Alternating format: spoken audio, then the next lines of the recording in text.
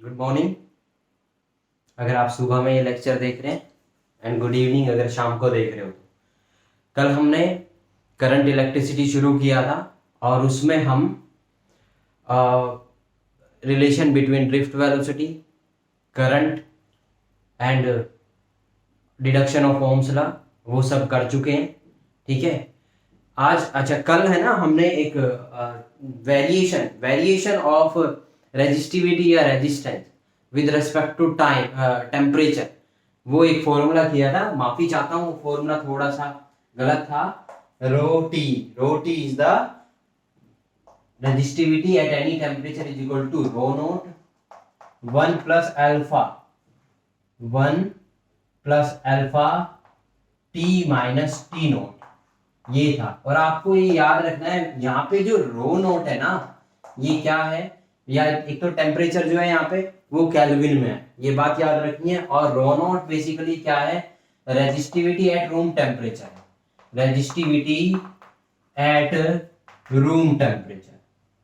You have to remember this thing. अब जब हम इसका ग्राफ प्लॉट करते हैं, जब हम ग्राफ प्लॉट करते हैं बच्चे, तो इसका ग्राफ कुछ ऐसा आता है, ऐसा।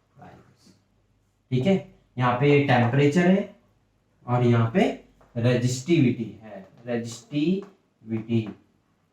ओके, इसका ग्राफ कुछ ऐसा आता है। अलग अलग मेटल के लिए, वैसे कुछ मेटल्स के लिए ऐसा भी आता है, ऐसा। ठीक है, हल्का सा यहाँ से कर्व होता है, कुछ मेटल्स के लिए ऐसा भी आता है।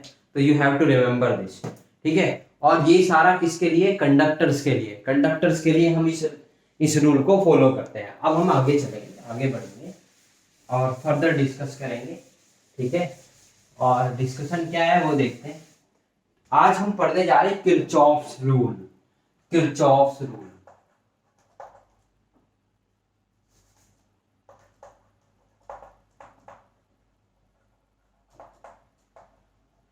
Kirchhoff's rules. देखिए Kirchhoff's rule, there are two rules, those were given by Kirchhoff. Kirchhoff ने दो रूल्स को दिया था हमें। ठीक है, पहले रूल को हम बोलते हैं Kirchhoff's current law, Kirchhoff's current law, Kirchhoff's junction law. These both are the name of the Kirchhoff's rule. तो मैं बात करता हूं इसका सबसे पहला रूल जो है, इसको हम बोलते हैं करंट लॉ, या इसको हम जंक्शन लॉ भी बोलते हैं, और जंक्शन लॉ, और जंक्शन लॉ, और जंक्शन लॉ। ठीक है, अब हम इसके बारे में बात करते हैं। पहले हम जंक्शन की बात करते हैं। मान के चलिए, just suppose that this is a source of EMF, और यहाँ पे क्या होता है कि यहाँ पे एक जंक्शन बन जाता है। देखिए जंक्शन का मतलब ये कि यहाँ से है ना, करंट को दो रास्ते मिल रहे हैं। एक मान के चलिए यहाँ से करंट आ रहा है I1, the current that is toward the junction. ये जंक्शन है क्योंकि यहाँ से ये दो हिस्सों में विभाजित हो जाता है, डिवाइड हो जाता है। ठीक है, मान के चलिए एक रेजिस्टेंस यहाँ पे R1 है और एक रेजिस्टेंस यहाँ पे क्या है, R2 है। ठीक है, तो क्या होगा बच्चों, होगा क्या, जैसे ही यहाँ जंक्शन बनेगा, करंट दो पार्ट में डिवाइड हो जाएगा। ठीक है, तो उसने बताया, किरचॉफ ने बताया कि जंक्शन पे टोटल करंट जो होगा ना, वो हमेशा जीरो होगा। क्यों, क्योंकि जो करंट आ रहा है वही करंट अपना चला जाता है। मान के चलिए इसमें करंट जा रहा है I2 और इसमें करंट जा रहा है I3, तो ये क्या, जंक्शन पे तो कुछ बचा ही नहीं ना। I1 आ रहा था, I2 और I3 चला गया। इसमें कंडीशन क्या है, हम एक साइन कन्वेंशन लेते हैं। साइन कन्वेंशन क्या लेते हैं, जो करंट जंक्शन की तरफ आ रहा है उसको हम लेते हैं पॉजिटिव, और जंक्शन से जो दूर जा रहा है उसको लेते हैं हम नेगेटिव। ये साइन कन्वेंशन है। तो इसका मतलब क्या हुआ कि जंक्शन पे sum of all the current is equal to zero. At the junction sum of all the current is equal to zero, sum of all the current is equal to zero at the junction. You have to remember this thing. तो ये law क्या कहता है, according to this law, according to this law total current at the junction is always zero, always zero। Condition क्या है कि आपको sign convention को कंसीडर करना पड़ेगा। साइन कन्वेंशन का मतलब है कि अगर एक करंट जंक्शन की तरफ आ रहा है, अगर वो पॉजिटिव है तो जो जंक्शन से दूर जा रहा है वो क्या होगा, निगेटिव होगा। तो आप इसको ऐसे भी लिख सकते हैं कि at junction sum of all the current is equal to 0। ये इसकी मैथमेटिकल फॉर्म है। और इस दुनिया में कोई भी डेफिनेशन हो, उसकी मैथमेटिकल फॉर्म अगर है तो आपको मैथमेटिकल फॉर्म जरूर लिखनी चाहिए, क्योंकि उसी से ही हमें मार्क्स मिलते हैं। तो summation of I is equal to 0, summation of all the current is equal to 0 at the junction. Condition क्या है? कंडीशन क्या है? कंडीशन क्या है? ध्यान से सुनना। कंडीशन मतलब साइन कन्वेंशन। कंडीशन क्या है? That is sign convention. Sign convention का मतलब होता है कि हमें किस करंट को पॉजिटिव लेना है। तो ये क्या है? Number 1, current coming towards the junction, coming towards the junction is taken as positive. Number 2, current going outward या away, outward the junction is taken as negative. ये आपको याद रखना है। जो करंट जंक्शन से बाहर की तरफ को जा रहा है वो निगेटिव होगा, जो करंट जंक्शन की तरफ आ रहा है वो पॉजिटिव होगा। अब देखेंगे, इसको मैं साफ कर रहा हूं। इसमें जो इंपॉर्टेंट बात है, जो आपको याद रखनी है, you have to remember always, और वो बात जो है वो कुछ ऐसी है कि ये क्वेश्चन है ना, हर बार बहुत बार पूछा हुआ है कि किरचॉफ्स का जो जंक्शन लॉ है वो बेसिकली किस प्रिंसिपल पे बेस्ड है। तो यहां पे नोट करने वाली बात है, क्या है? Thing to be noted is that the Kirchhoff's junction rule is based on the law of conservation of charge. याद रखना है। देखिए, जैसे mass neither be created nor be destroyed होता है, ऐसी चार्ज भी neither be created nor be destroyed follow law को फॉलो करता है। ना तो इसको खत्म किया जा सकता है, ना बनाया जा सकता है। ठीक है, ये चार्ज की प्रॉपर्टीज हमने सबसे पहले वाले लेक्चर में की हुई है, इंट्रोडक्शन टू चार्ज। तो आपको ये याद रखना है, you have to always remember this, you have to always remember this, that Kirchhoff junction rule is based on the law of conservation of charge। मतलब देखिए, जितना चार्ज आ रहा है उसको जाना ही है, क्योंकि कोई भी चार्ज हो, कोई भी मान के चलिए वाटर फ्लो कर रहा है, वाटर करंट है, चार्ज है, वो जंक्शन पे कभी नहीं रुकेगा। क्यों नहीं रुकेगा? क्योंकि law of equation of continuity, जो कि हम पढ़ते हैं किसमें? फ्लूइड मैकेनिक्स में 11th क्लास में। Law of equation of continuity कहती है कि जो आ रहा है उसको जाना ही पड़ेगा, जंक्शन पे कोई नहीं रुकेगा। Eight the junction total current क्या होगा? 0। जो आ रहा है वो पॉजिटिव होगा, जो जा रहा है वो निगेटिव होगा। एक क्वेश्चन करते हैं, उससे आपको पता चल जाएगा। क्वेश्चन करते हैं, क्वेश्चन देखना। Find the current I as shown in figure. जो फिगर है, ठीक है, उसमें एक करंट दिया हुआ है आई, इसकी वैल्यू आपको बतानी। देखना ध्यान से। फिगर ये है कि ये कुछ ऐसे है,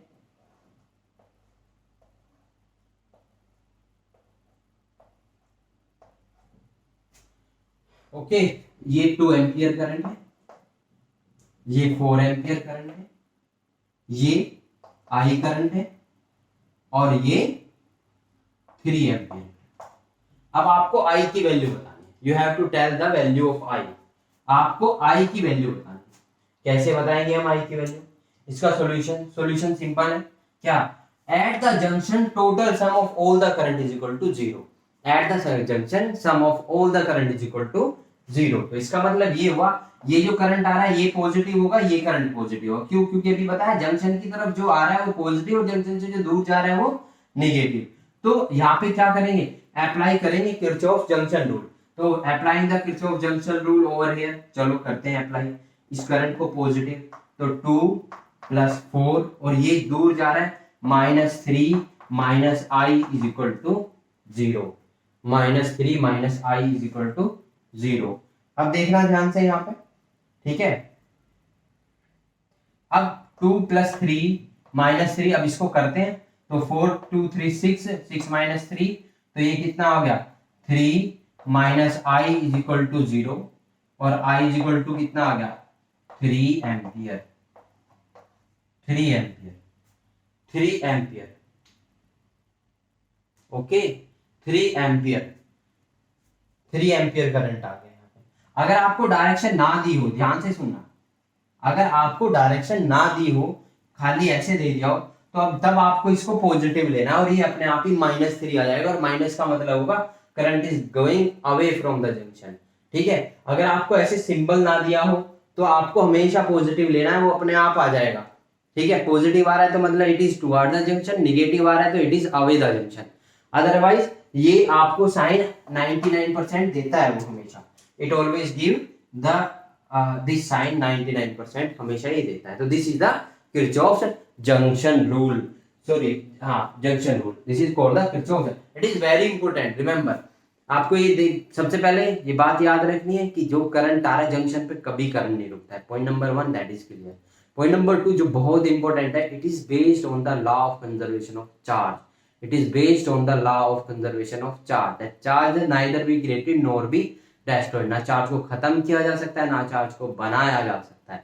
चार्ज अपनी जैसी फॉर्म में होता है, बस उसी फॉर्म में बना रहता है, मतलब चार्ज आ रहा है तो उसको जाना ही पड़ेगा, वो जंक्शन पे ऐसा नहीं होगा खत्म हो जाएगा, क्योंकि चार्ज अगर डिसअपियर हो रहा है तो इसका मतलब क्या हुआ, चार्ज डिसअपियर होने का मतलब है करंट की वैल्यू डाउन हो जाएगी, पर चार्ज तो कभी ना खत्म किया जा सकता है ना बनाया जा सकता है, तो आपको ये बात को याद रखना है। चलो अब इसका दूसरा रूल पढ़ते हैं, किरचॉफ्स सेकंड रूल। किरचॉफ्स, इसको जो हमने अभी पढ़ा है इसको किरचॉफ्स फर्स्ट रूल भी बोलते हैं, जंक्शन रूल भी बोलते हैं, और उसके साथ साथ हम इसको जो है करंट रूल भी बोलते हैं। इसका जो दूसरा रूल है उसको हम क्या बोलते हैं, ध्यान से देखना, Kirchhoff's second rule, Kirchhoff's second rule, Kirchhoff's second rule, इसको किरचॉफ सेकंड रूल भी बोलते हैं, या हम किरचॉफ वोल्टेज रूल भी बोलते हैं, इसको किरचॉफ वोल्टेज रूल भी बोलते हैं, या हम इसको किरचॉफ लूप रूल भी बोलते हैं, लूप रूल,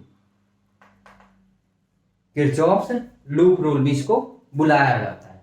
तो Kirchhoff's second rule, Kirchhoff's voltage rule, या किरचॉफ्स लूप रूल। देखिए सबसे पहली बात तो आपको याद रखना है, लूप का मतलब क्या होता है। लूप का मतलब ये होता है कि अगर किसी सर्किट के अंदर करंट चल रहा है तो इसका मतलब सर्किट क्लोज है, ठीक है। तो क्लोज सर्किट का मतलब क्या, वो एक लूप बनाएगा।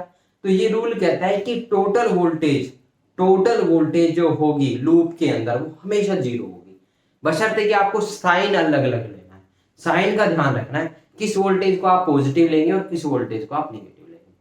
अगर मान के चलिए मैं आपसे पूछने लगूं कि ये एक रेजिस्टेंस है R और इसके अंदर करंट चल रहा है I, तो यहाँ इसके एक्रॉस जो वोल्टेज होगी वो कितनी होगी, वो होगी I into R, I into R। आपको ये याद रखना है, अगर किसी आर्म में, आर्म मतलब किसी वायर में करंट चल रहा है और वहां रेजिस्टेंस हमारा आ जाता है, तो voltage drop across the resistance होगी V is equal to IR, V is equal to IR, this will be the current, this will be the voltage drop across the resistance। अब देखिए इस रूल को लगा के देखते हैं, ठीक है, और बताता हूं ये रूल क्या कहता है। ये कहता है क्या कहता है, the sum of all the sum of voltage,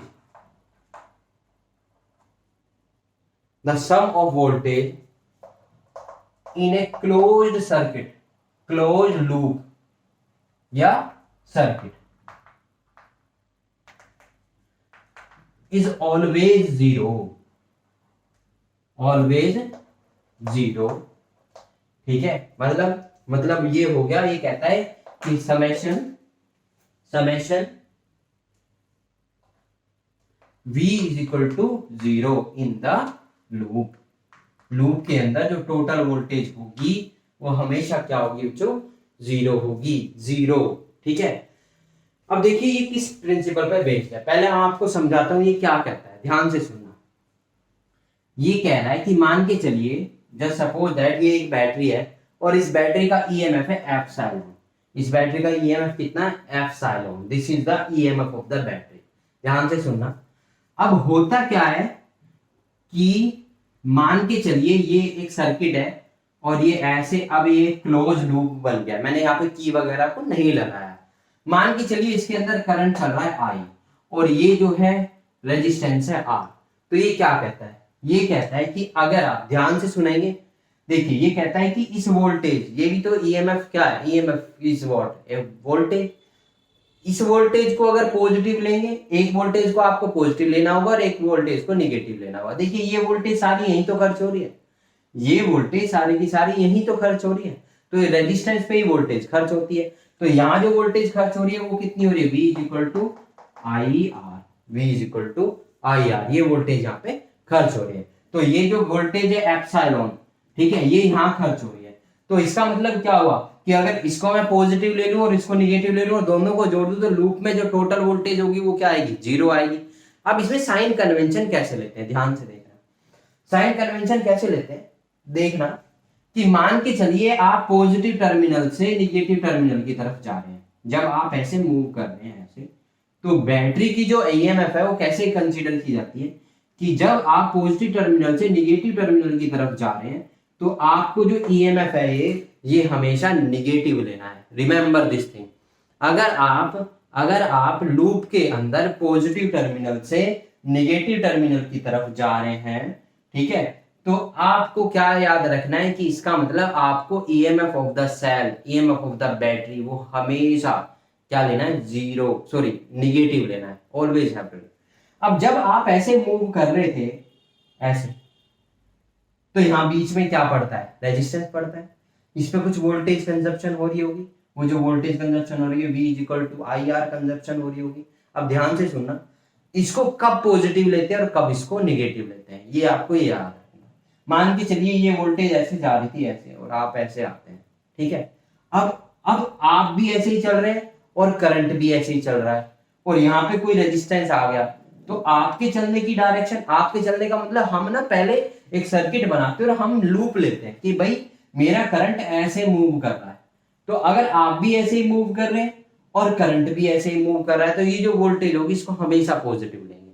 अगर मान के चलिए आप ही, अभी एग्जांपल लेके बताऊंगा मैं, अगर आप मान के चलिए आप जस्ट सपोज दैट, ध्यान से सुनना, ठीक है, इसका अब एक दूसरा सीन लेते हैं। तो अभी आप ऐसे पॉजिटिव से निगेटिव चल रहे हैं तो ये वोल्टेज पॉजिटिव निगेटिव ली जाएगी और ये वोल्टेज पॉजिटिव, मतलब ईएमएफ निगेटिव और ये पॉजिटिव, ठीक है, और दोनों को जोड़ देंगे तो दोनों का जो सम आएगा वो जीरो आएगा, वो ये कहता है। अगर मान के चलिए हमारी चॉइस होती है, मूवमेंट हमारे हाथ में होता है, हम किसी भी डायरेक्शन में, हम पॉजिटिव से निगेटिव भी चल सकते हैं और निगेटिव से पॉजिटिव भी। अब मान के चलिए निगेटिव से पॉजिटिव आप चल रहे हैं, तो जब आप निगेटिव से पॉजिटिव चलेंगे तो ईएमएफ जो होगा ये पॉजिटिव लिया जाएगा। लेकिन आप देखो, आप ऐसे ऑब्जर्व कर रहे हो इस सर्किट को और करंट की डायरेक्शन आपके अपोजिट है, क्योंकि आप तो निगेटिव से पॉजिटिव जा रहे हैं और करंट हमेशा पॉजिटिव से निगेटिव की तरफ चलता है। तो क्या होगा, व्हाट विल हैपन कि तो ये जो V is equal to I R है, अब इसको निगेटिव लेंगे, क्यों, क्योंकि आपके चलने की दिशा के विपरीत दिशा में हम चल रहे हैं, मतलब हम वी आर द ऑब्जर्वर, हमारे हाथ में होता है हमें ये कैसे ऑब्जर्व करना है, किस दिशा में ऑब्जर्व करना है, everything is up to us, हर चीज हमारे हाथ में होती है, ठीक है। तो हम ऐसे मूव कर रहे हैं तो करंट की डायरेक्शन और मेरी डायरेक्शन बोथ आर डिफरेंट, ठीक है। आई थिंक कि आपको समझ आया। तो एक बात और आपको याद रखनी है, क्या, नोट कर लो इसको, नोट, ये भी बहुत इंपॉर्टेंट है। देखिए कोई भी जब लॉ दिया जाता है तो उसका ना कुछ आधार होता है, किसी बेस पे वो काम करता है। तो इसका जो बेस है जिसके ऊपर ये काम कर रहा है वो है law of conservation of energy. Battery से जो एनर्जी मिल रही है वो रेजिस्टेंस पे खर्च हो रही है, तो जो एनर्जी मिल रही है उसको मैं निगेटिव ले रहा हूँ और जो रेजिस्टेंस पे खर्च हो रही है उसको पॉजिटिव ले रहा हूँ, दोनों को जोड़ दूंगा तो वो क्या हो जाएगा, जीरो हो जाएगा। सिंपल सा फिनोमेना। तो ये किस प्रिंसिपल पे काम करता है, दिस लॉ acts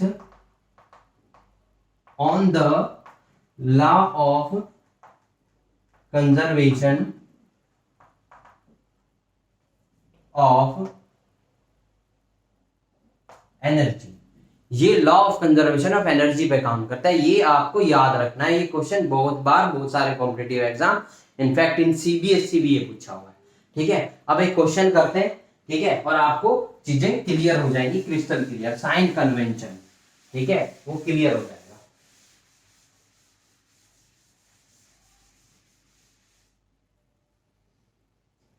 देखिए, मान के चलिए, जस्ट सपोज दैट कि ये एक सर्किट डायग्राम है, ये एक 6 वोल्ट की बैटरी है और यहां पे एक रेजिस्टेंस है जो 2 ओम है, यहां एक रेजिस्टेंस है वो भी 2 ओम की, फिर यहां एक बैटरी है, यहां एक रेजिस्टेंस है वो 2 ओम का, और यहां जो बैटरी है ये 4 वोल्ट की। अब ध्यान से देखना, आपको क्या निकालना है, ये सर्किट डायग्राम बना लेंगे सभी। देखिए, आपको क्या है कि यहां से कोई करंट चलेगा, ऑब्वियसली करंट कैसे चलता है, पॉजिटिव से नेगेटिव की तरफ। तो मान के चलिए यहां से करंट चल रहा है I1, और यहां से जो करंट चल रहा है ये एप्सिलॉन 2 है, ये एप्सिलॉन 1 है, ये मेरा R1 है, ये मेरा R2 है, ये मेरा R3 है। ठीक है, यहां से करंट चल रहा है I1, यहां से भी करंट चलेगा, मान के चलिए यहां से जो करंट आ रहा है वो I2 आ रहा है। अब देखिए इस करंट के साथ क्या घटना घटित होगी, जैसे ये दोनों करंट यहां आएंगे मिलके इस वाले आर्म में जाएंगे, क्योंकि यहां से भी ये आ रहा है और यहां से भी आ रहा है, तो किरचॉफ जंक्शन रूल के अकॉर्डिंग फिर इस जंक्शन पे तो कोई करंट नहीं रहना चाहिए, तो ये दोनों मिलके क्या है, इस आर्म में एंट्री कर जाएंगे। तो यहाँ पे जो करंट चल रहा होगा वो क्या चल रहा होगा, यहाँ पे जो करंट चल रहा होगा वो चल रहा होगा I1 plus I2, I1 plus I2। फिर ये I1 प्लस I2 जब यहां तक आएगा तो इसके साथ क्या होगा कि यहां फिर से जंक्शन बन गया, तो जंक्शन बन गया तो मतलब यहां से जो करंट आ रहा है वो I1 प्लस I2 आ रहा है, इस जंक्शन पे फिर से ये क्या करेगा, फिर से डिवाइड हो जाएगा, जंक्शन पे करंट डिवाइड हो जाता है। और वो डिवाइड इस तरीके से होता है कि जिस दिशा से या जिस बैटरी से जो करंट आ रहा है उस बैटरी में वो ही करंट जाता है। तो यहाँ पे क्या होगा, यहाँ पे करंट चला जाएगा I2 और यहाँ पे करंट चला जाएगा I1। और क्वेश्चन क्या है, क्वेश्चन इज फाइंड द, ध्यान से सुनना, करंट थ्रू ईच आर्म, ठीक है, ये मैं ले लेता हूं ऐसे A B C D E F, okay, एक ले लेता हूं मैं। तो find the current through each arm, her arm में आपको क्या करना है, करंट लेना है, जो करंट निकालना है, find the current through each arm end voltage across each register. तो देखिए across each, इसके across क्या रेजिस्टेंस होगा, I1 इंटू R1, इसके across कितना होगा I1 plus I2 into R2, इसके across कितना होगा I2 इंटू R3, सिंपल है। तो मेन इशू क्या है, main issue is that you have to determine the current, आपको करंट की वैल्यू निकालनी, you have to determine the current, मतलब I1 और I2 की वैल्यू। अब देखिए हम I1 I2 की वैल्यू कैसे निकालें। I1 और I2 की वैल्यू निकालने के लिए हम कुछ चीजों का यूज करेंगे, ठीक है, और वो क्या है, किरचॉफ्स रूल्स। तो इसका अगर मैं सॉल्यूशन करता हूं, सॉल्यूशन ध्यान से देखेंगे सभी सॉल्यूशन, तो हमने ना इसमें लूप को कंसीडर करना पड़ेगा। ठीक है, देखिए यहाँ पे 2 लूप बन रहे हैं, एक लूप तो ये बन रहा है, मतलब CBDEC, ये कंप्लीट लूप हो गया। ठीक है, आप इसको ऐसे भी ले सकते हैं DEBCD, आपकी मर्जी होती है, लूप जैसे मर्जी लेना। ऐसे यहाँ पे ABEF, ए या तो आप ऐसे ले लो या AFEB, तो मैं एक लूप तो ऐसे ले रहा हूं, ऐसे, ठीक है, जिससे कि आपको समझ में आ जाए, और एक लूप ले रहा हूं ऐसे। वैसे मैं दोनों लूप ऐसे भी ले सकता था, लेकिन आपको समझाने के लिए एक लूप को तो मैं ऐसे लेता हूं और एक लूप को मैं ऐसे लेता हूं, और अभी आप समझ जाएंगे कि हमें साइन कन्वेंशन कैसे कंसीडर करना है। अब ध्यान से देखना, you have to look carefully. देखिए सबसे पहले हम ले रहे हैं लूप, टेकिंग लूप। अब देखिए मैं ऐसे ले रहा हूं तो इसका मतलब मैं C B E D C, C B E D C हमने ये लूप लिया है, मतलब हम ऐसे चल रहे हैं, तो मतलब पॉजिटिव टर्मिनल से नेगेटिव टर्मिनल की तरफ चल रहे हैं, तो इसकी जो वोल्टेज होगी इसको कैसे लेंगे, ठीक है, तो applying Kirchhoff's voltage rule, Kirchhoff's का वोल्टेज रूल अप्लाई करते हैं बेस में। तो जब हम पॉजिटिव टर्मिनल से नेगेटिव टर्मिनल की तरफ जाएंगे तो ये कुछ ऐसा होगा कि इसको तो लेंगे हम माइनस, तो ये तो होगा -6। फिर मैं ऐसे चल रहा हूं ऐसे, ठीक है, यहां तक कुछ भी नहीं है, कोई रजिस्टर। जैसे ही मैं एंट्री करता हूं तो यहाँ पे जो करंट चल रहा है वो I1 और I2 चल रहा है, तो यहाँ पे जो वोल्टेज होगी वो क्या होगी, I1 plus I2 into R2। और मैं भी ऐसे ही चल रहा हूं और करंट भी ऐसे ही चल रहा है, तो इसका मतलब इस वोल्टेज को कैसा लेंगे हम, पॉजिटिव लेंगे, तो ये होगा plus I1 plus I2 into 2। फिर आप ऐसे आ रहे हैं, ऐसे आके आप ऐसे आके ऐसे जब आ जाएंगे ऐसे, तो आप देखेंगे यहाँ एक रेजिस्टेंस पड़ा हुआ है, और वो रेजिस्टेंस कितना है, 2 ओम का। तो यहाँ पे जो वोल्टेज होगी वो कितनी होगी, I1 इंटू R1, मतलब I1 इंटू 2। और आप भी ऐसे ही चल रहे हैं और करंट की डायरेक्शन भी ऐसी, तो इसको कैसे लेंगे हम, पॉजिटिव लेंगे, तो इसको भी पॉजिटिव लेते हैं, तो ये होगा 2I1 और टोटल सम क्या आएगा, 0, क्योंकि जो वोल्टेज कंज्यूम हो रही है इन द लूप वो हमेशा 0 होती है।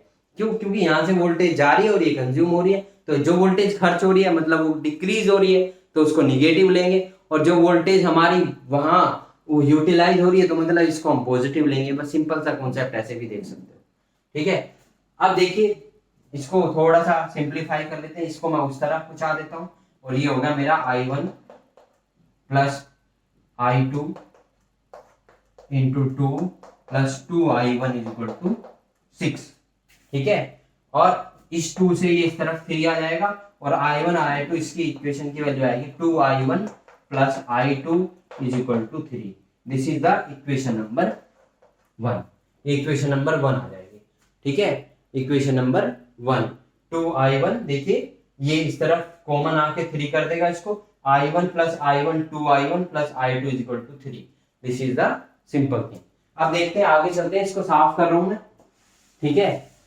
अब मैं दूसरा लूप लगाऊंगा, दूसरा लो लगाऊंगा, दूसरा लूप लूंगा, इस इक्वेशन को याद रखेंगे सभी, ठीक है। अब दूसरा लूप लेंगे, क्योंकि हम मुझे देखिए यहाँ पे मुझे किसकी वैल्यू निकाले, I1 और I2 की, ठीक है। जब I1 और I2 मेरे पास दो वेरिएबल है, तो अगर हमारे पास दो वेरिएबल है और मैं वेरिएबल्स की वैल्यू निकालना चाहता हूं, तो मेरे पास इक्वेशन भी दो होनी चाहिए। अगर मेरे पास 3 वेरिएबल है, जैसे एग्जांपल, अगर मैं मुझे आपको आपने ये दे दिया है, याद रखेंगे 2x plus y is equal to 0, और मेरे से कोई ये कहने लगे x और y की वैल्यू निकालो, आप निकाल नहीं सकते।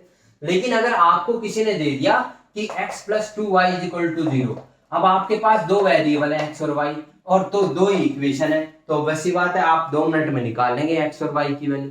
तो आपको ये याद रखना है, अगर दो वेरिएबल है तो दो इक्वेशन चाहिए, अगर 3 वेरिएबल है तो 3 इक्वेशन चाहिए, और 4 वेरिएबल है तो 4 ही इक्वेशन चाहिए, ठीक है। अगर z भी यहाँ पे होता तो हमें फिर x y z तीन वेरिएबल है, तीनों की वैल्यू निकालने के लिए 3 ही इक्वेशन चाहिए होती, ठीक है। तो अब यहाँ पे क्या I1 और I2, तो मुझे भी क्या चाहिएगा, दो वेरिएबल्स। तो अब देखते हैं, यहाँ पे ध्यान से देखना।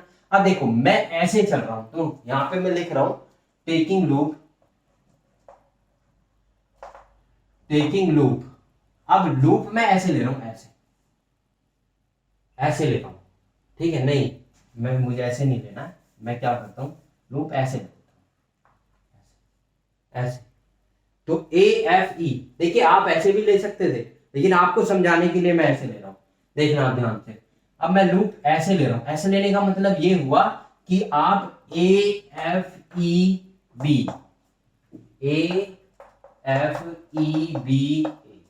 ये लूप हो गया, ठीक है। तो अब आप जब ऐसे चल रहे हैं तो इसका मतलब निगेटिव टर्मिनल से पॉजिटिव टर्मिनल की तरफ चल रहे हैं, और जब हम निगेटिव टर्मिनल से पॉजिटिव टर्मिनल की तरफ चलते हैं तो EMF of the voltage is always taken as, EMF of the cell is always taken as positive. तो ये जो वोल्टेज होगी इसको मैं पॉजिटिव लूंगा, forward.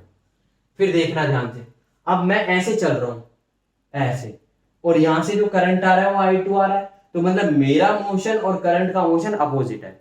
My motion and current motion is opposite, तो हम दोनों का जब मोशन अपोजिट है तो मतलब I2 इंटू यहाँ पे जो वोल्टेज ड्रॉप हो रही होगी वो कितनी होगी, I2 इंटू R3, और इसको अब जो लूंगा मैं निगेटिव लूंगा क्योंकि मैं ऐसे चल रहा हूं और करंट मेरे अपोजिट में चल रहा है, तो ये वोल्टेज निगेटिव होगी।